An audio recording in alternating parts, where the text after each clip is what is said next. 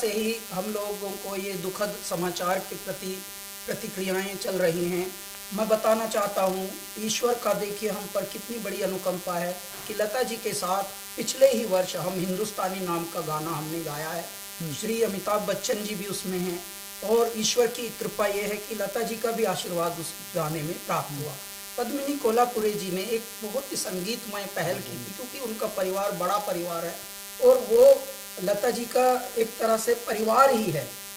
तो इस तरह के जब हमें संयोग मिला तो मैं बहुत ही गदगद था।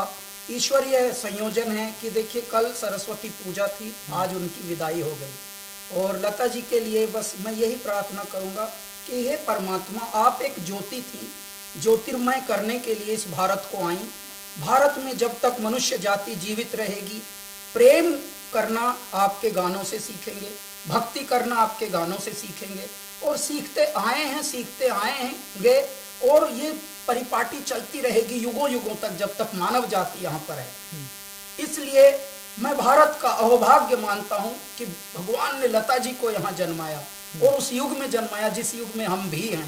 कुल 16 साल के करियर में हमें कई बार उनसे भेंट करने को, उनके बात करने को, उनसे मैसेज करने को और उनका प्यार पाने को सहयोग मिला।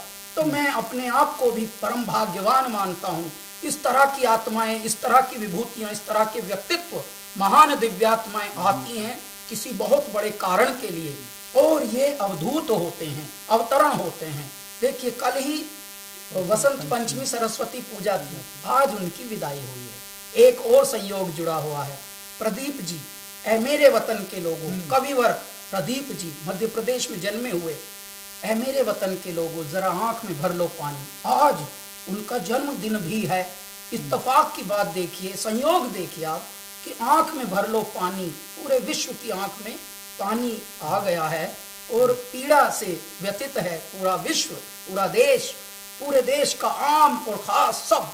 क्यों? क्योंकि लता जी हमारे बीच अब नहीं रही, परंतु उनके कृत्य, उनके सत्य, उनकी कृतियां युगों युगों तक मनुष्य को मनुष्य होना सिखाएंगी। जब ईश्वरीय भक्ति का प्रचलन चाहिए, लता जी का गाने प्रेरित करेंगे।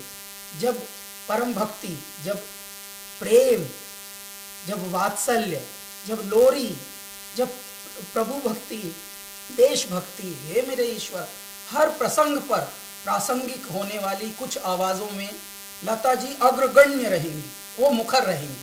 तो वो एक देवी का अवतार थी, परमात्मा में विलीन हुई। हमारी प्रार्थना है कि उनको सद्गति मिले, उनकी दिव्यात्मा को, और समस्त पीड़ा जो झेल रहे हैं परिवार के लोग, देश के लोग, विश्व के लोग जो उनको प्रेम करते थे, जो उनके प्रशंसा करने वाले थे, उनको थोड़ा ढाढ़स मिले, साहस मिले। हरिओम। हरिओम सर, बहुत बहुत धन्यवाद हमसे बात करने के लिए। Thank you so much.